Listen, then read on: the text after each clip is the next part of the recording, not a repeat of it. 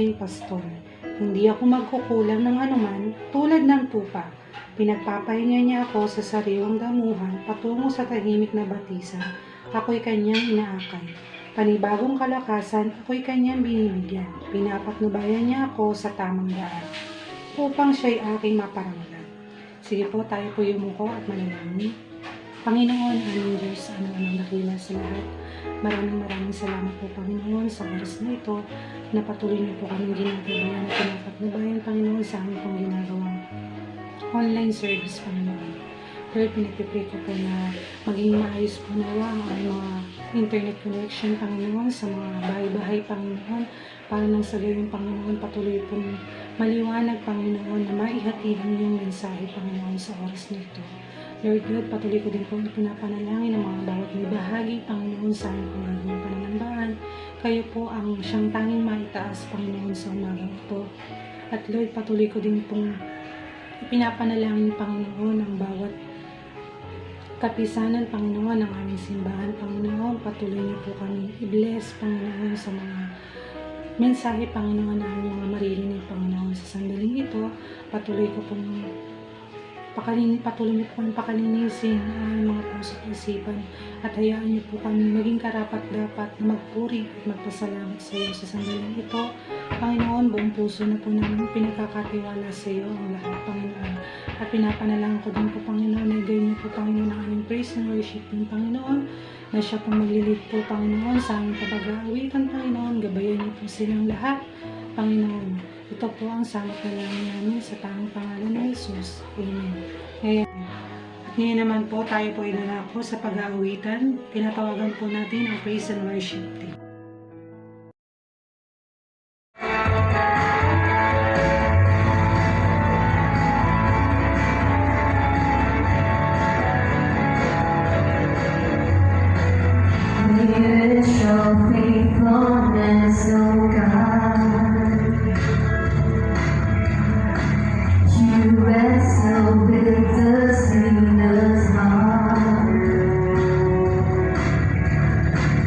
You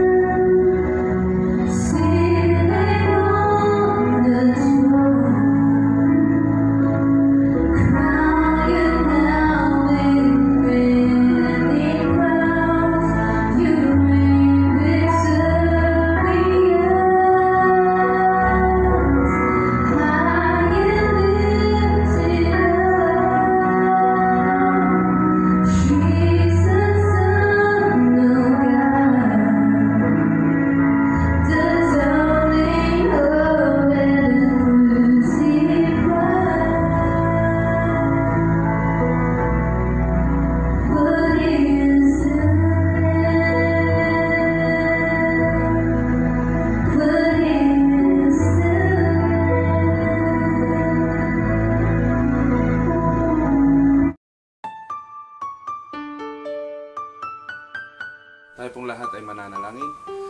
Aming dakilang Diyos na makapangyarihan sa lahat, tunay nga Panginoon ang kadakilaan at pag-ibig mo Panginoon ay patuloy naming nararanasan, especially Panginoon sa umagang ito, at niloloob mo Panginoon na maranasan namin yung pribilehiyo na makapanambahan Panginoon sa inyo. Salamat po Panginoon sa mga pagkakataong ito na minsan pa bagamat magkakahiwalay kami ay niloloob mo Lord na sa isang puso at diwa Panginoon ay makasamba kami Panginoon sa inyo bilang isang iglesia, bilang isang pamilya na patuloy na nagpupuri Panginoon sa inyong pangalan. Salamat po Panginoon at patuloy po Panginoon ay tinataas namin sa inyo ang aming mga sarili.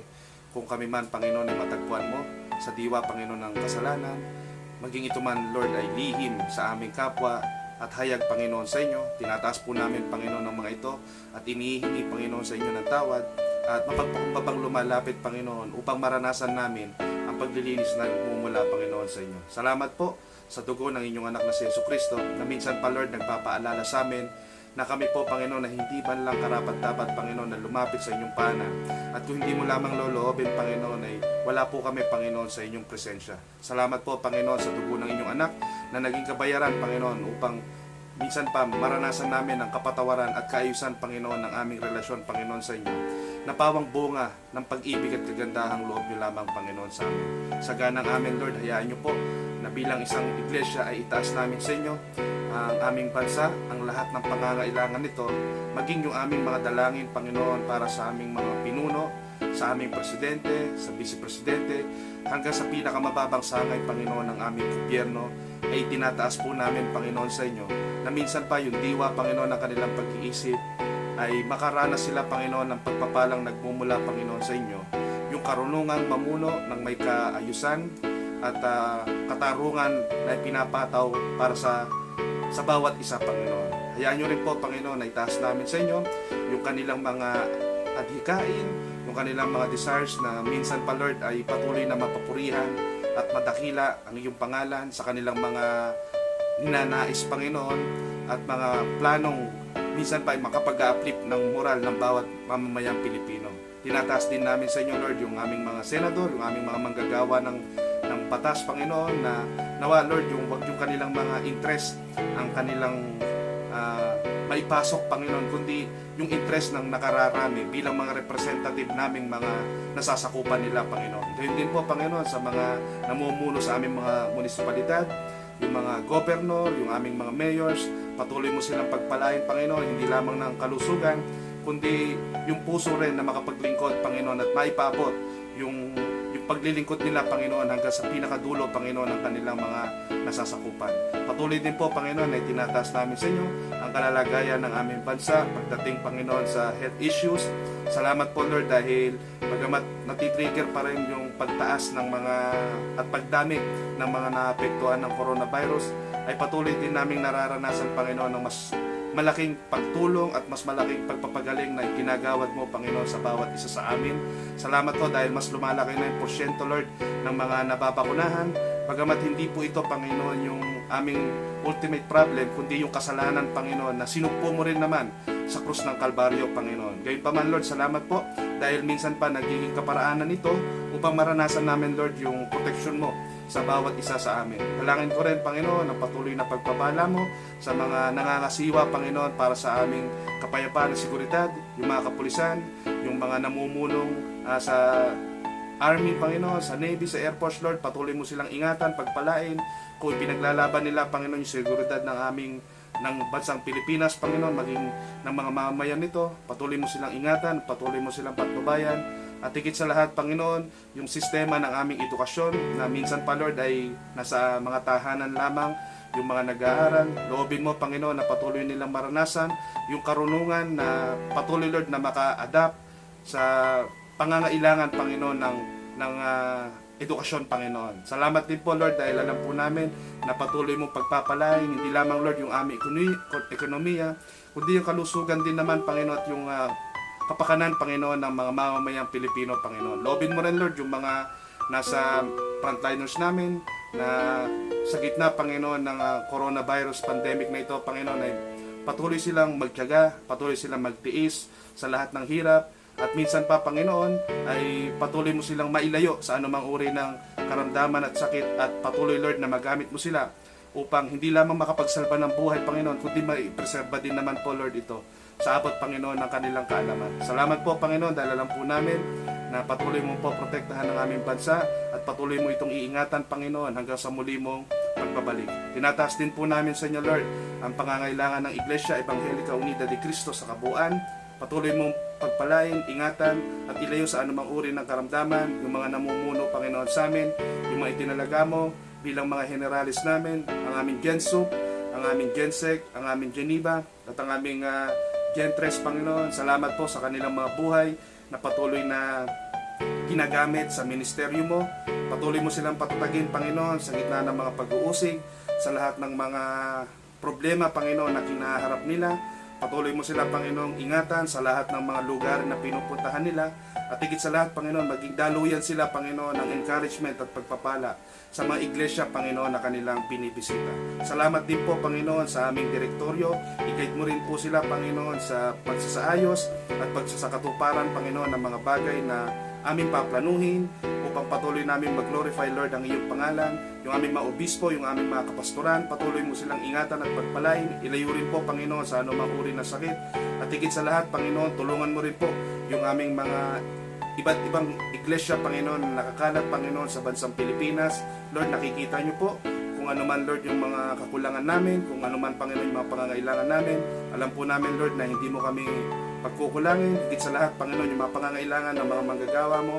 At higit sa lahat, Panginoon, yung mga iglesia na kanilang pinaglilingkuran ay patuloy na pagpapalain mo, Panginoon. Marami pong salamat, Lord, at patuloy din po na itinataas ko sa inyo ang aming iglesia sa lokal ng Taytay. Salamat po, Lord, dahil sa kabila, Panginoon, ng aming kaliitan, Panginoon, ay patuloy na niloloob mo na kami po, Panginoon, ay makasamba, Panginoon, pa rin sa iyo. At itong pribilehiyo na to, Panginoon, na hindi mo inaalis, Panginoon, sa amin. At sa ganang amin, Lord, tinataas po namin sa inyo ang aming konsilyo sa kabuuan. Patuloy mo, Panginoon, pagpalain ng mga miyembro nito. Higit sa lahat, Panginoon, itong mga anak mo na to na nagsusumikap, Panginoon, na mag-glorify ka, Panginoon, sa aming mga buhay bilang isang pamilya, bilang isang konsilyo, Panginoon, na nagkakaisa, ay patuloy, Panginoon, na humihingi, Panginoon, sa inyo ng gabay, na makapanguna kami, Panginoon, sa iglesia ay pinagkatiwala mo sa amin ng may kapakumbabaan, katarungan, at higit sa lahat, Panginoon, punong-puno ng pag-ibig, Panginoon. Dalangin ko rin, Lord, yung bawat kapisanan, mga kalalakihan, kababaihan, kabataan,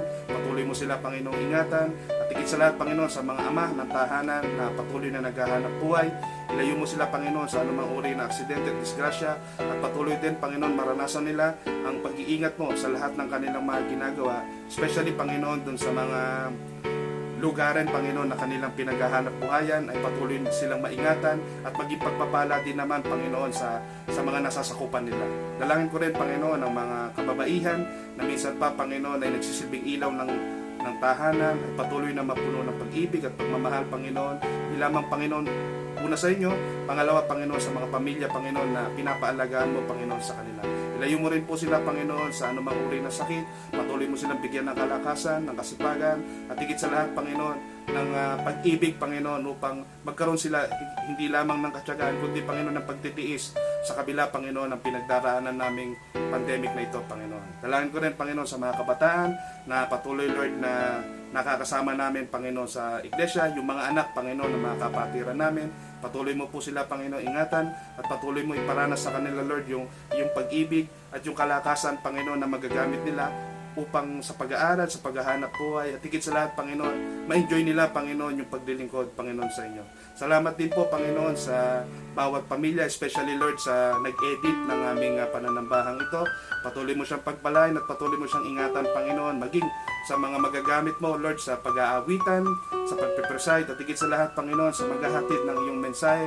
Kaya, Ate Carmen, patuloy mo siya, Panginoon, pagpalain, patuloy mong pagliwanagin, Panginoon, ang biyaya, Panginoon, na yung mga salita, at minsan pa, Panginoon, ang makita namin sa Kanya, Panginoon, ay yung kaningningan at kalwalatian mo, Panginoon. Itago mo siya, Panginoon, sa iyong likuran, upang minsan pa, Panginoon, makita namin ay yung buhay mo, Panginoon, na nagaganap sa Kanyang pagsasalita, Panginoon. Lord, inihiling din po namin na sa mga oras na to, ihanda niyo po ang aming mga puso at isipan, upang minsan pa, Panginoon, maunawaan namin, Lord, yung mga salita mo, at tulungan mo kami na may sa buhay ito, Panginoon, ayon sa biyaya mo. Salamat din po, Panginoon, at patuloy din po na itinataas namin sa inyo, Panginoon, na kami bilang isang iglesia ay maging pagpapala din naman, Panginoon, sa mga nasasakupan namin.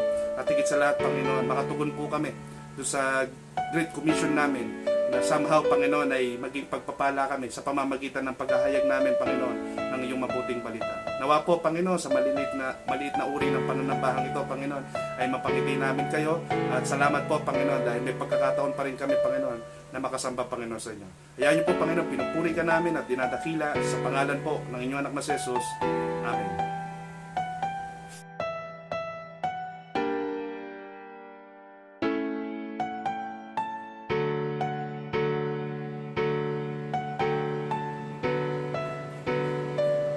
Magandang umaga po sa lahat. Tayo po ay magbubulay-bulay na salita ng Panginoon at ating pagbabatayan sa umagang ito ay matatagpuan sa unang Timoteo 6:17-19. Ito pong sinasabi, sabihin mo sa mga mayayaman na huwag magmataas, huwag silang umasa sa kanilang kayamanan di mananatili, kundi sa Diyos na masaganang nagkakaloob ng lahat ng bagay sa ating ikasisiya. Turuan mo silang gumawa ng mabuti, magpakayaman sa mabubuting gawa, maging bukas ang palad at matulungin sa kapwa.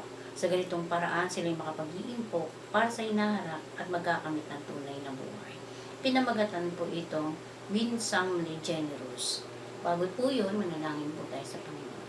Panginoon, sa umagang ito, muli na naman po namin kayong perarangalan sa pamamagitan ng inyong salita.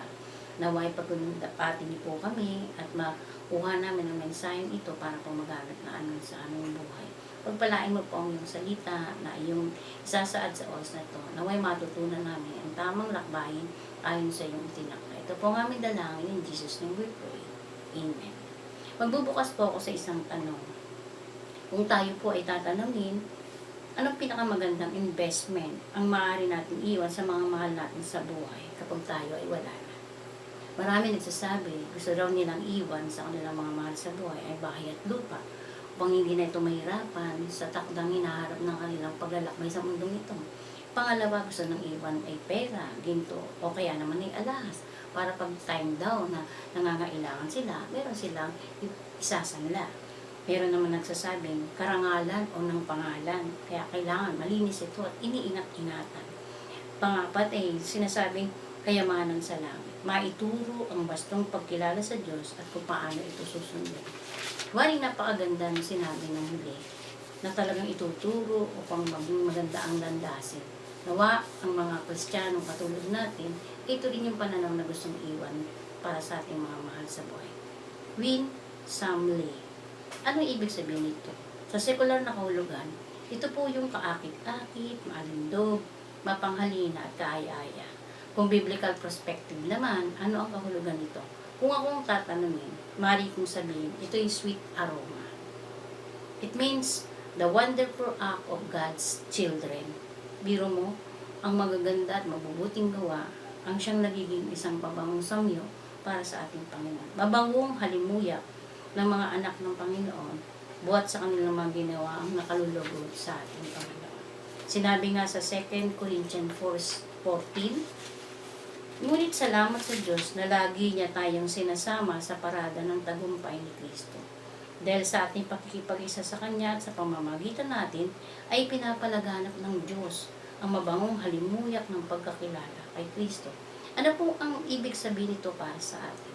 Sa pamamagitan ng matagumpay na buhay sa ilalim ng pahintulot ng ating Panginoon. Bumubuka ng kaalaman ng tunay na totoong buhay na naaayon sa Kanya. Sa bawat takbang nito, magiging mabangong samyo na pumapailang lang tungo sa ating Panginoon. Kasabay din ang ginagawa ng mga utos ng ating Panginoon na hanapin ang mga naligaw at ipahayag sa kanila ang salita ng Panginoon, napapanahon man o hindi. Kung ito'y ating gagawin, ito isang halimuyak din masasamyo ng ating Panginoon. Ang pangatlo ay ang pagsambang may katotohanan ay isang halimuyak din para sa ating Panginoon. Ang biblikal na paglalarawan ng tungkol dito ay nung si Maria ay nagbukas ng mamahaling pabango at ibinuhos ito sa paa ng ating Panginoon. Sinabi ng Biblia na nagkaroon ng isang mabangong halimuyak ng buuan ng lugar. Ang halimuyak na ito ay may naganap. Una, nakita ang tunay na pagsamba dahil sa ginawa ni Maria. Walang halaga sa kanya ang mamahaling pabango, mas binigyan niyang halaga ang ating Panginoon. Nakamit niya sa puso ng Diyos ang habag, awa at pagpapatawad. Isinama rin siya sa parada ng mga pinararangalan dahil hanggang sa ngayon, inilalarawan pa rin ang ginawa ni Maria. Sa 1 Timothy 6:9-10, ang isinulat ni Pablo para sa mga nagnanais yumaman. Sinabi niya rito, ang mga nagnanais yumaman sa anumang paraan ay mahuhulog sa tukso. At sa bitag ng masasamang hangarin, magtutulak sa kanila sa kapamakan. Sapagkat ang pag-ibig sa salapi ay siyang ugat ng lahat ng kasamaan. Dahil sa paghahangad na magkamalang salapi, may mga nalayo na sa pananampalataya at nasadlak sa paghihirap ng kalooban. Ito yung naganap sa kanila. Dahil nagnasa silang yumaman. Mali naman masama ang yumaman, ngunit mali ang daan ng pag-asang hinanap nila at kanilang dinaanan. Ang ating tekstong 1 Timothy 6:17-19 ay sinulat ni Pablo bilang paalala sa mga Kristiyanong mayaman na. Ikaw ba ay kabilang sa mga Kristiyanong yumaman na? Anong uri ng pananampalataya ng mga mayayamang ito ang hanap ng Panginoon? Anong ibig sabihin ni Pablo sa kanyang tagubilin sa talatang ito? Sa mga sinasabing mayaman na, ayon sa talata, una, hindi sila dapat magmataas dahil hindi sa kanila galing ang kayamanang ito. Ang bagay na ito ay pinahiram lamang ng ating Panginoon. Inaasahan ng ating Panginoon na ito'y sasauli sa Kanya. Pangalawa, hindi nila dapat ilagak ang kanilang pag-asa sa kanilang yaman, ipinahiram at gamitin sa sarili lamang nila. Kaya nga sinabi sa Mateo 6:19-21, huwag kayong mag-impok ng kayamanan dito sa lupa. Dito'y maninirang tangan at kalawang at may nakapapasok na magnanakaw. Sa halip ay impukin ninyo ang kayamanan sa langit. Do'y walang maninirang tangan at kalawang at walang makapapasok na magnanakaw, sapagkat kung saan naroon ang inyong kayaman, naroon din ang inyong puso. Magiging salawan tayo sa Diyos kung ang kayamanan lamang ang gagamitin natin pag-asa sa buhay natin at hindi talaga ang ating Panginoon. Ano ba ang mindset ng mayayaman na nandito sa lupa? Una, nakapokus sa pagpapayaman.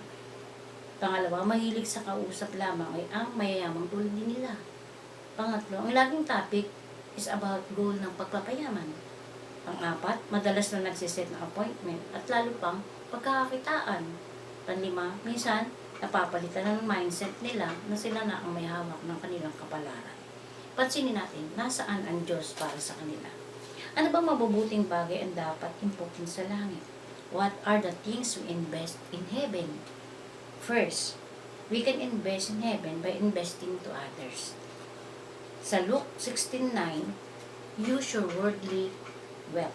Di ba mayaman na nga, mga Kristiyanong mayaman? Pero yung sinabi, gamitin mo ito. Sabi ng Luke 16:9, at nagpatuloy si Jesus sa pagsasalita. Kaya sinabi ko sa inyo, gamitin ninyo sa pagkikipagkaibigan ang kayamanan ng sanlibutan ito. Maubos man ito, may tatanggap naman sa inyo. Ibinigay dito ni Jesus ang lubhang nakakatakot na babala. Ito'y kapahayagan sa mga maginhawa na binabaliwala ang mga dukha, nangangailangan at humihingi ng tulong, lalo na kung nasa pinto ng ating tarangkahan. Nilarawan ito ng naganap sa buhay ni Lazaro. Alam naman natin kung paanong si Lazaro ay talagang humingi ng tulong doon sa mayaman. Kakaunting pagkain, ngunit mga mumu lamang ang kanyang pinupulot. Walang nakuhang tulong si Lazaro sa mayaman. Ang Diyos ay tumulong kay Lazaro. Ang mayaman ay nagbaliwala, ang nakaranas ng kasumpa-sumpa at kasuklam-suklam sa puso ng Diyos. At ang hantungan niya ay ang impyerno. Give back to God what He owned. Ito ang pangalawa. Hindi mo dapat ang king na hindi iyo. Ipinahiram lamang ito ng ating Panginoon. Nagbalik ka ng para sa Diyos. Kaya nga sinabi sa Malakay 3:10, ibigay ninyo ng buong inyong ikapo upang matugunan ng pangangailangan ng aking templo. Sa iyong gagawing pagsunod, uusad ng mabuti ang gawain ng ating Diyos. Magagamit sa kanyang kapurihan, magagamit sa paghahanap ng mga kaluluwang alay sa Diyos. Pangatlo, faithfully enduring persecution. Hirap ka man sa mundo ito, ngunit patuloy kang sumusunod sa naisin ng Diyos dahil batid mo ito ang kaukulang layon ng Diyos, kaya kanya tinawag. Kaya nga sa 2 Corinthians 4:18, kaya paningin namin ay nakapako sa mga bagay na di nakikita, hindi sa nakikita sapagkat panandalian lamang ang mga bagay na nakikita. Ngunit walang halaga ang mga bagay na di nakikita. Ngunit walang hanggan ang mga bagay na di nakikita. Tagubilin, pag natin tignan ang panlabas na nakikitang bagay sa halip, tumingin tayo kay Jesus. Sa Hebrea 12:2a, sabi, ituon natin ang paningin kay Jesus na siyang pinagmumula ng ating pananampalataya at siyang nagpapasakdal nito. Ituon natin sa ating Panginoon. Huwag tayong paabala at tumingin sa mga nakakalugod sa bagay sa sanlibutan ito. Kung gagawin natin ito, hindi tayo makakatakbo ng isang matuwid na linya na inihanda ng Diyos patungo sa Kanya. So, what are the things we invest in heaven? Pang-apat, loving your enemies. Sa Mateo 5:46, kung ang umiibig sa inyo, ang siya lamang ninyong iibigin, ano pang gantimpala ang inyong hinihintay? Hindi ba't ginawa din ng ito ng mga publikano? Kung di natin iibigin ang ating kaaway, anong pagkakaiba natin sa kanila na taga-mundo? Naiiba lamang tayo kung susundin natin ang turo ni Jesus. Sabi ng mundo, huwag kang gumawa ng masama. Ngunit ang turo ni Jesus, huwag kang mag-isip ng masama. Sabi ng mundo, huwag kang pumatay. Turo ni Jesus, huwag kang mapopoot. Sabi ng mundo, huwag kang sumobra sa paghihiganti. Turo naman ni Jesus, huwag kang maghihiganti. Sabi ng mundo, mahalin mo iyong kaibigan. Turo ni Jesus, mahalin mo iyong kaaway. Sabi ng Mateo 5:44, hindi ito naman ang sabi ko, ibigin ninyo ang inyong mga kaaway at idalangin ninyo ang mga umuusig sa inyo. Panlima, praying in secret. Mateo 6:6, ngunit kung mananalangin ka, pumasok ka sa iyong silid at isara mo ang pinto, saka ka manalangin sa iyong ama, hindi mo nakikita. At gagantihan ka ng iyong ama ang nakakakita ng mabuting ginagawa mo ng lihim. Anong kahulugan nito para sa atin? Kung mananalangin tayo, pumasok tayo sa silid at isara natin ang pinto. Ibig sabihin nito, ituon natin ang ating buong atensyon sa ating Diyos na hindi sa ating sarili. Itabi natin ang ating mga inaasikaso at mga bagay na pinagkakamalahan sa mundo. Pang-anim, join in serving God. Hindi tayo dapat pabigat sa gawain ng ating Panginoon. Tayo ay katuwang, kaakibat, kamanggagawa, at parehong nagpapagal para sa kapurihan ng ating Diyos. Mahihirapang umusad kung tayo ay magpapakarga o mag-iingat lang sa mga balakin. Mahihirapang matuloy ang mga planoing itinakda ukol sa kalooban ng ating Panginoon. Kaya nga sinabi sa 1 Corinthians 3:7-8, hindi ang nagtatanim ni ang nagdidilig ang mahalaga, kundi ang Diyos na siyang nagpapatubo at nagpapalago. Ang nagtatanim at nagdidilig ay kapwa manggagawa lamang at bawat isa ay tatanggap ng gantimpala ayon sa kanyang pagpapagal. Pansinin ninyong sinabi, ang gantimpala ay ayon sa kanyang pagpapagal. All the things also associated with reward. So because we do what God's want, live in love like Christ Jesus, the real wealth is obtained by investing treasure in heaven. We're eternally rewarded, di ba? Sinabi na yan, pinangako na yan. Pero kung gagawin natin, we give our best because it is for God. We pray and fast in private the way God's want for us. We forgive someone even though it is hard. We share gospel by obedient to God. We love enemies because Jesus first loved us. We endorse insult and persecution the way God did to gain more souls. Ito po yung mga sinabi. Maraming bagay sa buhay natin. Alam ko po na kahit hindi po natin pag-aralan ang lahat ng bagay ng ito, pero kung kusa nating aalamin sa pagbabasa natin ng banal na kasulatan, makakapag-impok tayo ng mga kinakailangan hinihingi ng ating Panginoon doon sa langit. Sabi nga ng talata, mayaman na ang mga Kristiyano dahil may supplier tayo. God is our sustainer and He is the source of everything. Kaya nga pag dumating ang pagkakataon, sinasabi mo, ikaw'y nalulugmok, nawawalan, at hindi ka nagkakaroon ng mga bagay na iyong hinihingi. May isang bagay na hindi mo ginawa ang magsabi sa ating Panginoon. Ang paghingi sa Kanya, katulad nating mga anak niya, ay iniintay ng ating Panginoon. Ang pagmamahal ng Diyos ay hindi nawawaglit kahit kailan. Ang mga turo niya, inais niya, itanim sa ating mga isipan at lakbayin natin ito ng tama. Ang pag-ibig ng Panginoon ay laging nakalahad para sa sino mang nangangailangan nito. Kaya nga sa ating talatang pinagbasihan, alam ng ating Panginoon na lahat ng ating pangangailangan ay kaya niyang isupply. Kailangan lamang natin sumunod ng tuwiran sa ating Panginoon. Huwag nating itatanggi ang ating Panginoon. Huwag nating kalilimutan na titipin sa lahat. Sundin natin ang kanyang kalooban. Sa ating pagtatapos, the wing Samle means naway maging kaaya-aya tayo sa ating Panginoon. Maging kaakit-akit tayo sa mata ng ating Panginoon. Sa bawat gagawin natin, magiging mabangos ang ito na pumapailang lang doon sa itaas. Nawa, sa umagang to, pinagpala ang bawat isa sa pakikinig ng salita ng Panginoon. Purihin ang ating Panginoon.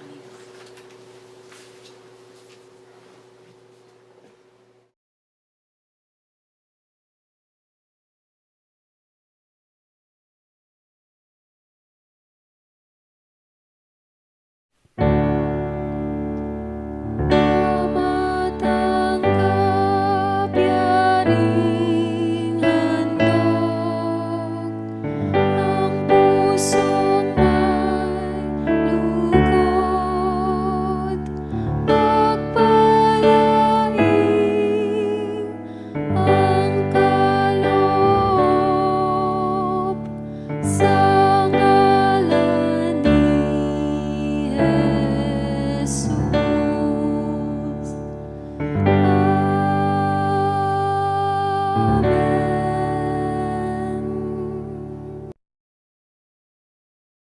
Tayo pong lahat ay magwawakas sa panalangin. Tayo pong lahat ay yumuko.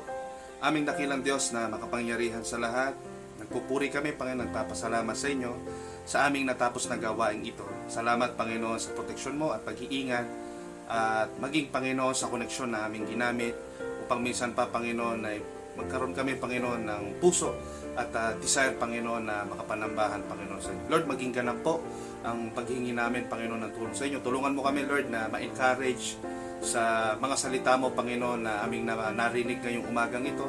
At higit sa lahat, Panginoon, yung encouragement na yun magtulak sa amin upang maisabuhay namin, Panginoon, ang mga salita mo na tinala mo, Panginoon, sa amin. Salamat po, Panginoon, sa mga babae at lalaking ginamit mo sa aming pananambahang ito, Panginoon. Tunay nga na kayo po ang patuloy na magpala, Panginoon, sa kanilang mga buhay.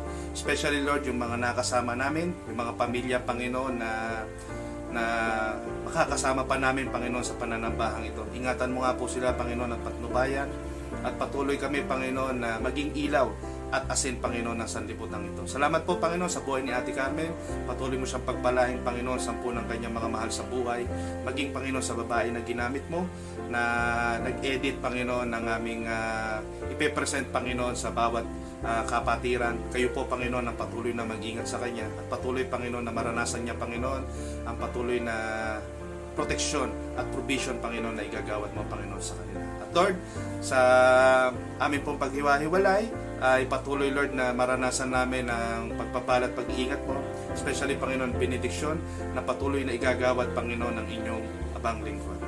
Sa Kanya na makapag-iingat sa inyo upang hindi kayo magkasala at makapaghaharap sa inyo ng walang kapintasan at may malaking kagalakan sa Kanyang kaluwalhatian. Sa isang Diyos nating tagapagligtas sa pamamagitan ni Jesucristo na Panginoon natin, sa Kanyang kapurihan, karangalan, kaluwalhatian at kapangyarihan, mula pa noong una, ngayon at magpakailanman. Amen.